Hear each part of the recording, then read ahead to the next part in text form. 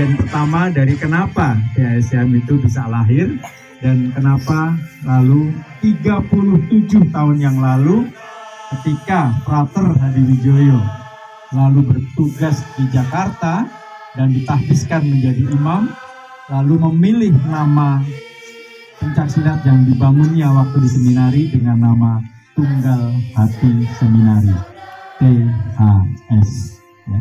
Belum ada THM-nya. THM itu kan, ini ada ceritanya kalau THM itu kenapa yang putri-putri ya.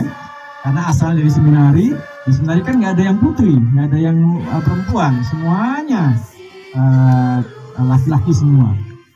Mulai ada perempuannya ketika THS itu sudah mulai dilatihkan bukan di seminari, tetapi di paroki. Nah, bisa dibayangkan ketika di paroki, pastor paroki akan protes, ya kan? Kok yang diajarkan silatnya cuma yang laki-laki, yang perempuannya emang nggak boleh belajar pencak silat, gitu kan? Nah, maka pada waktu itu ketika Romo Hadiwijoyo minta izin ke Keuskupan Agung Jakarta, Bapak Uskup Agung Jakarta, Monsignor Leo Sukoto menanyakan, Romo, kenapa yang laki-laki saja, yang perempuannya mana? Begitu. Nah, akhirnya Romo berpikir, oke, kalau begitu baik Bapak Uskup, kami persiapkan dulu yang perempuannya. Nah, maka di awal tahun 1986, Romo Hadi bersama kakak-kakak angkatan pertama dan kakak-kakak Dewan Pendiri yang dulu mantan seminaris itu lalu mulai melatih anak-anak perempuan, ya. Nah, maka baru setahun setelahnya, yaitu 10 November 1986, barulah diresmikan Tunggal Hati Seminari khusus yang perempuan. Nah, waktu itu bingung lagi. Aduh, udah terlanjur diberi nama THS, Tunggal Hati Seminari, tapi kok ada perempuannya? Lalu kita berpikir, apakah perlu THS Putra, THS Putri, bagaimana seragamnya, dan seterusnya. Akhirnya, Romo menemui waktu itu pejabat negara, yaitu Bapak Dirjen Dimas Katolik Kementerian Agama pada waktu itu, Bapak Imam Kuseno beserta Ibu, lalu minta nasihat. Nasihatnya itu antara lain adalah, Bapak, Ibu, kami diutus oleh Bapak Uskup Agung Jakarta untuk mendirikan kelompok latihan silat untuk yang perempuan. Tetapi kami sudah terlanjur mendirikan yang laki-laki. Bagaimana baiknya ini Bapak Ibu? Nah, lalu Bapak dan Ibu Imam Kuseno Miharjo waktu itu menyarankan, Romo, baiknya dibentuk anak-anak putri-putri ini kan nanti akan menjadi kader-kader penerus gereja yang berdevosi kepada Bunda Maria. Kalau Romo berkenan, boleh nggak namanya disesuaikan? Nah, akhirnya singkat cerita, ketika Romo Hadi bersama para penasehatnya, yaitu Dr. Hari Purnomo atau Mas Hari, ya, dan Ibu Emi, itu beliau adalah dokter dan psikolog di Jogja waktu itu, memutuskan untuk diberi nama Tunggal Hati Maria.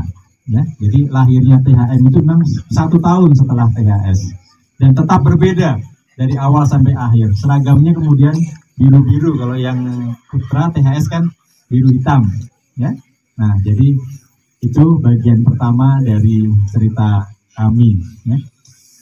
THSCM dari masa ke masa, karena berseri-seri, tapi mungkin nanti di lain kesempatan atau tergantung moderatornya akan menanyakan apa, tapi itu adalah cerita-cerita awal, ya. Nah, saya dengan kakak Margaret itu juga punya pengalaman sendiri secara pribadi. Kenapa saya bisa bercerita seperti itu kepada kalian? Karena saya kebetulan ikut berlatih di paroki tempat Romo Hadi pertama melatih. Jadi saya itu mulai latihan di bulan September tahun 1985. THS diresmikan bulan apa? November ya, November. Jadi Oktober, November. Jadi saya masih punya kesempatan 2 atau 3 bulan sebelum peresmian THS. Jadi saya mengalami betul pada waktu itu bagaimana situasi peresmian THS itu berlangsung. Jadi jangan dibayangkan THS pada saat itu pakaiannya biru hitam. Biru hitam itu baru setelahnya, ya. Kami dulu pakai pakaiannya warnanya hitam-hitam. Karena pencaksilat di masa itu tidak lazim warna selain hitam-hitam. Kalau karate itu putih, gitu kan? Kalau pencaksilat itu pasti hitam-hitam. Ya. Ada yang warnanya merah, itu namanya Tapak Suci Muhammadiyah. Itu punya aliran yang beragama Islam. Ya. Tapi pada umumnya pencaksilat itu hitam-hitam. Maka THS waktu itu pun juga menggunakan seragam hitam-hitam. Seragam biru hitam itu baru 2-3 tahun setelahnya, baru Romo Hadi mendapatkan banyak input masukan dari para uskup, para pengelola gereja-gereja Katolik yang menyatakan bahwa Romo sebaiknya kita jangan meninggalkan warna yang Bunda Maria lambangkan, yaitu biru. Maka diubahlah menjadi biru hitam. Selamat malam adik-adikku semuanya. Malam. Ya, sudah lapar ya. Ya, adik-adikku, kalau tadi Kak Bayu menceritakan mulai dari Kak Bayu SMP. Nah, sekarang siapa yang SMA kelas 3? Ada kan? Ya, SMA kelas 3, kelas 12 berarti ya. Oke, siap. Makasih. Dulu kakak masuk seperti kalian, kelas 12. Itu saat tahun 1988. Ada yang sudah lahir kah? Ada kakak-kakaknya ya. Oke, adik-adikku, kakak mau tanya dulu, siapa di antara adik-adik yang orangnya pemalu, orangnya kalau disuruh ngomong ke depan takut dan sebagainya? Mungkin ada yang, atau semuanya pemberani semua? Semuanya pemalu. Oh, semua pemalu, jadi nggak berani tunjuk tangan. Ya, adik-adikku, dulu kakak juga untuk pegang mic ini, kakak tergolong yang, oke, siap. Ternyata semuanya harus ada strateginya ya. Kakak dulu juga kalau ngomong di depan ini juga takut.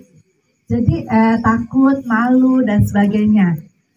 Tetapi saat kakak ikut THS THM, karena kita terlatih untuk berbicara di depan umum, maka kakak udah mulai berani. Dulu waktu kakak SMA, seperti kalian ini pendadaran. Mungkin pendadaran adik-adik sekarang tidak seperti zaman kami yang dahulu. Lebih gimana ya, lebih keras ya. Bahkan kakak bisa cerita ya. Dulu kami berada kalau di Jakarta itu suka ada tenda-tenda. Saat kami tenda, itu kok kakak-kakaknya di depan bertengkar satu dengan yang lain dan pukul-pukulan. Kami semua takut di dalam tenda itu. Ternyata setelah boleh dikasih ceritanya nggak? Boleh ya, buka kartu ya. Boleh. Nah, setelah itu pada saat kami selesai, ternyata mereka bersandiwara. Bersandiwara untuk apa? Untuk melatih mental kami. Kakak-kakaknya bertengkar ya. Nah, apa yang bisa kakak dapatkan saat kakak mulai kuliah? Jadi SMA, habis itu kuliah. Kuliah biasanya ada melakukan apa? Ada ospek, ya. Ada, kalau di sini dikatakan ya kita pendadaran. Tapi waktu kuliah itu ospek. Jadi waktu kami ospek, udah biasa karena kami udah dilatih di THS THM. Jadi itulah anak-anakku, adik-adikku ya, bahwa THS THM telah mendorong kakak bisa menjadi seperti ini, bisa seperti yang di depan adik-adik semuanya. Jadi adik-adikku tadi sudah disampaikan sama Kak Bayu nilai-nilai dari TSTHM apa saja, dan itu kalian terapkan dalam kehidupan kalian. Mungkin itu yang bisa kakak sampaikan dan kakak kembalikan kepada kakak Ancis. Terima kasih.